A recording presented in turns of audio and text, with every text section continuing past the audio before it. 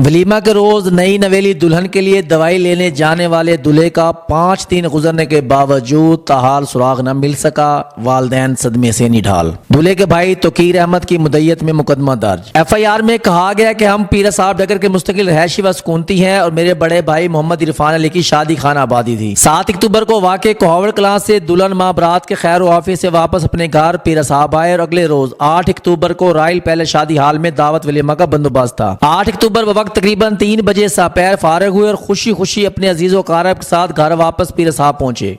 बरादर मोहम्मद इरफान उसी रोज यानी कि 8 अक्टूबर अपने motorcycle road Prince model 2016 registration BK 2228 पर बीवी की दवाई लेने के घर से पीर साहब डगर आया, जो कि वापस न हुआ। हमने काफी इंतजार की लेकिन मज़कूरा न आया तो हमने अपनी तई तलाश शुरू की। क्योंकि मज़कूरा अपना जाती मोबाइल घर पर ही छोड़ गया था, इसलिए हम कुर्बो जवार इलाका हाजा के नवा और रिश्तेदारान करीबी वगैरह से पताजोई शुरू की, लेकिन ताहाल कोई खबर न मिली है।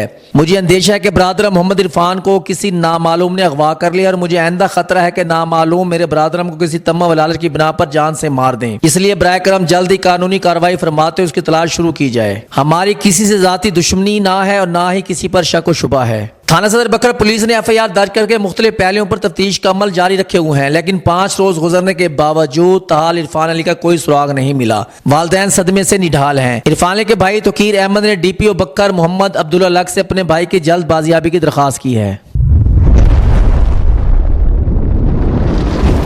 अपना बकर नेटवर्क, क्योंकि ये अपना है।